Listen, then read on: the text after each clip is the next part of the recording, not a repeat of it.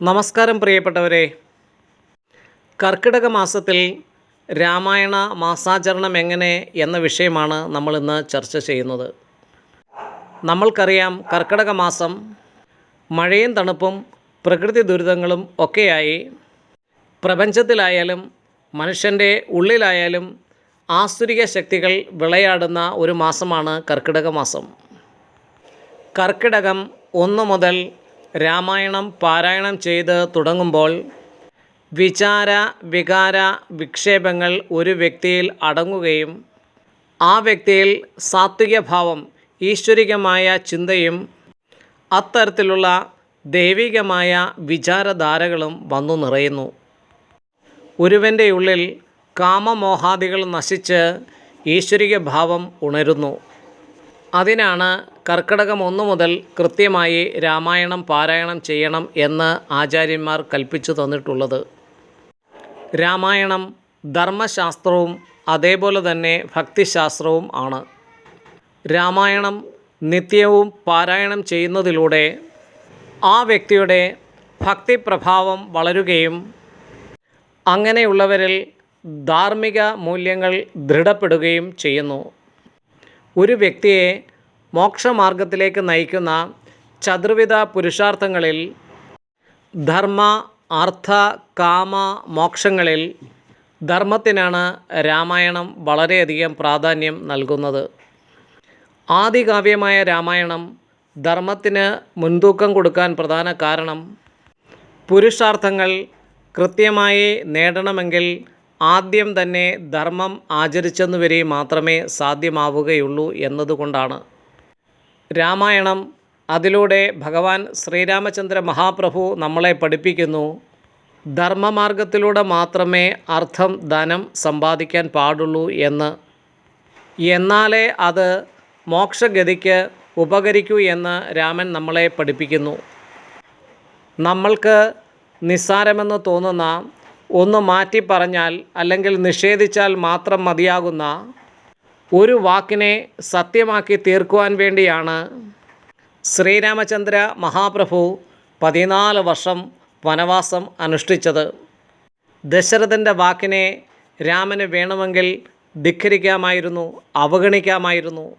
അമ്മയായ കൗസല്യാദേവിയും അനുജനായ ലക്ഷ്മണകുമാരനും ആവുന്നത് പറഞ്ഞതാണ് വനത്തിന് പോകണ്ട എന്ന്.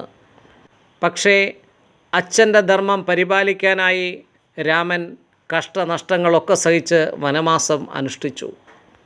അങ്ങനെയുള്ള പുത്രധർമ്മവും ഭർത്തൃധർമ്മവും രാജ്യധർമ്മവും സഹോദരധർമ്മവും ഒക്കെ അനുഷ്ഠിച്ച രാമൻ്റെ കഥ ആയതുകൊണ്ടാണ് നമ്മൾ ഇന്നും രാമായണം വായിക്കുന്നത്. ദശരഥൻ രാമനെ രാജ്യാഭിഷിക്തനാക്കി രാമൻ അയോധ്യയിലെ സിംഹാസനത്തിലിരുന്ന് സുഖജീവിതം നയിച്ച് ശാപ്പാട് മടിച്ചു കഴിഞ്ഞിരുന്നെങ്കിൽ ഇന്ന് നമ്മൾ ഈ ഭക്തിപുരസ്സരം വായിക്കുന്ന രാമായണം ഉണ്ടാവുക ഇല്ലായിരുന്നു. അച്ഛൻ്റെ ധർമ്മത്തിന് വേണ്ടി രാമൻ വനവാസം അനുഷ്ഠിച്ചതിനാലാണ് രാമായണം ഉണ്ടായതു തന്നെ. അതേപോലെ തന്നെയാണ് ഭഗവാൻ ശ്രീകൃഷ്ണൻ്റെയും കഥ. ഗോകുലത്തിൽ ഗോപന്മാർക്കും ഗോപസ്ത്രീകൾക്കും ഗോക്കൾക്കുമൊപ്പം വെണ്ണയും കഴിച്ച് ആടിപ്പാടി നടക്കുന്ന ഒരു സുഖലോലുപനായ ശ്രീകൃഷ്ണൻ ആയിരുന്നെങ്കിൽ ശ്രീമദ് ഭാഗവതം എന്ന് പറയുന്ന ഒരു കൃതി ഉണ്ടാകുക ഇല്ലായിരുന്നു. ഭാഗവതവും മഹാഭാരതവും പഠിച്ചാൽ നമ്മൾക്ക് മനസ്സിലാക്കാൻ സാധിക്കും, പ്രപഞ്ചത്തിലെ ആത്യന്തികമായ ധർമ്മ സംസ്ഥാപനത്തിന് വേണ്ടി ഒരു വിട്ടുവീഴ്ചയ്ക്കും തയ്യാറാകാത്ത ആളായിരുന്നു ഭഗവാൻ ശ്രീകൃഷ്ണൻ. അതുകൊണ്ടാണ് ക്ഷേത്രങ്ങൾ പണിതും അല്ലാതെയും ഒക്കെ നമ്മൾ ഇന്നും കൃഷ്ണനെ പൂജിക്കുന്നത്, ആരാധിക്കുന്നത്. അങ്ങനെയുള്ള മാതൃകാ പുരുഷോത്തമന്മാരായ അവതാരമൂർത്തികളുടെ കർമ്മലീലകളടങ്ങിയ പുണ്യഗ്രന്ഥങ്ങൾ പാരായണം ചെയ്യുക വഴി നമ്മളിലേക്കും ആ ധർമ്മ ദിശാബോധവും അനുഗ്രഹ പ്രഭാവവും വന്നു നിറയുന്നു. അപ്പോൾ ഇവിടെ കർക്കിടക സംക്രാന്തിക്ക് 2 ദിവസം മുമ്പ് തന്നെ വീടും പരിസരവും ശുദ്ധിയാക്കി വൃത്തിയാക്കി ചാണകവെള്ളമോ തുളസിയിലയിട്ട വെള്ളമോ തളിച്ച് ജ്യേഷ്ഠ ഭഗവതിയെ അടിച്ചു പുറത്താക്കി കർക്കിടകം 1 വീട്ടിലെ മുതിർന്ന സ്ത്രീ 5 തിരിയിട്ട് ഭദ്രദീപം തെളിയിച്ച് അതിനു മുമ്പിൽ അഷ്ടമംഗല്യം വെച്ച് ശ്രീ ഭഗവതിയെ, ഐശ്വര്യദേവതയെ, സാക്ഷാൽ മഹാലക്ഷ്മിയെ വരവേൽക്കുന്നു. അഷ്ടമംഗല്യം വിളക്കിനടുത്ത് വെക്കുന്ന വഴി അഷ്ട ഐശ്വര്യങ്ങൾ ഒരു ഗൃഹത്തിലേക്ക് ആ വർഷം മുഴുവനും വന്നു ചേരുന്നതായിട്ട് പറയപ്പെടുന്നു. അതേപോലെ പണ്ടുള്ളവർ വിളക്കിനടുത്തായി ഓരോ ദിവസവും ദശപുഷ്പങ്ങൾ ഓരോന്ന് വയ്ക്കുന്ന പതിവുണ്ടായിരുന്നു. പണ്ടുള്ള സ്ത്രീകൾ ദശപുഷ്പങ്ങൾ തലയിലും ചൂടിയിരുന്നു. ദശപുഷ്പങ്ങളുടെ നീര് സേവിക്കുക, അത് കർക്കിടക കഞ്ഞിയിൽ ഉപയോഗിക്കുക എന്നിവ പണ്ട് പതിവുള്ളത് ആയിരുന്നു. അതുകൊണ്ടന്ന് രോഗങ്ങളും വളരെയധികം കുറഞ്ഞിരുന്നു. ഇന്നത്തെ പ്രായം കുറഞ്ഞ ആൾക്കാരോട് ദശപുഷ്പങ്ങൾ എന്താണെന്ന് ചോദിച്ചാൽ അവർക്ക് അറിയുക കൂടി ഇല്ല. കർക്കിടകം 1 ബ്രഹ്മമുഹൂർത്തത്തിൽ എഴുന്നേറ്റ് കുളിച്ച് സന്ധ്യാവന്ദനാദികൾ ചെയ്ത് നേരത്തെ പറഞ്ഞതുപോലെ 5 തിരിയിട്ട് ദീപം തെളിയിച്ച് ശ്രീരാമ പട്ടാഭിഷേകത്തിലോ വിഗ്രഹത്തിലോ ഒരു മാല ചാർത്തി ഒരു താലത്തിൽ കുറച്ച് പൂക്കൾ ശേഖരിച്ച് വെച്ച് ആദ്യം നമ്മൾക്ക് വഴികാട്ടിയായി മുന്നിൽ വന്ന ഗുരുവിനെ നാമമന്ത്രങ്ങളെ കൊണ്ട് അർച്ചന ചെയ്ത് ആദ്യം പൂജിക്കുക.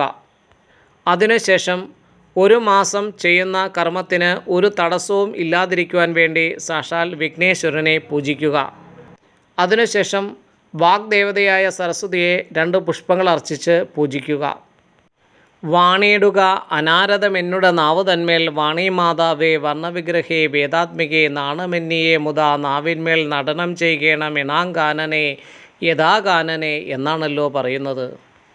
അതിനുശേഷം ഉമാമഹേശ്വരന്മാർക്ക് 2 പുഷ്പങ്ങൾ അർച്ചിക്കുക സങ്കല്പിച്ച്. കാരണം ഉമാമഹേശ്വര സംവാദമാണല്ലോ രാമായണം. പിന്നീട് ഭഗവാൻ ശ്രീരാമചന്ദ്ര മഹാപ്രഭുവിനെ പട്ടാഭിഷേക തുല്യമായി പൂജിക്കുക. അതിനുശേഷം കിഴക്കോട്ടോ വടക്കോട്ടോ ദർശനമായി ഇരുന്ന് രാമായണം പാരായണം ചെയ്ത് തുടങ്ങുക. രാമായണം വളരെയധികം ശുദ്ധിയോടെയും ഭക്തിയോടെയും പാരായണം ചെയ്യുക. അറിഞ്ഞു സേവിച്ചാൽ ആനന്ദമൂർത്തി, അറിയാതെ സേവിച്ചാൽ ആരാൻ്റെ ഇതും ഓർത്തോളൂ. രാമായണം വായിക്കാൻ തുടങ്ങിയാൽ ഒരധ്യായം പൂർണ്ണമായി തീർന്നതിനു ശേഷം മാത്രം നിർത്തുക. അധ്യായം പകുതിക്ക് വെച്ച് കഴിവതും നിർത്താതിരിക്കാൻ ശ്രമിക്കുക. പിന്നെ ചിലർ പറയുന്നത് കേൾക്കാം, രാമായണം നല്ല ഭാഗം വരുന്നിടത്ത് വേണം രാമായണം നിർത്തുവാൻ എന്ന്. ബ്രഹ്മസ്വരൂപവും ധർമ്മസ്വരൂപവുമായ രാമായണത്തിന് നല്ല ഭാഗം ചീത്ത ഭാഗം എന്ന വേർതിരിവ് ഇല്ല എന്നുള്ളതാണ് പൂർവ്വ ഋഷികൾ പറഞ്ഞു വച്ചിരിക്കുന്നത്. എല്ലാം നല്ലതു തന്നെ എന്ന് സാരം.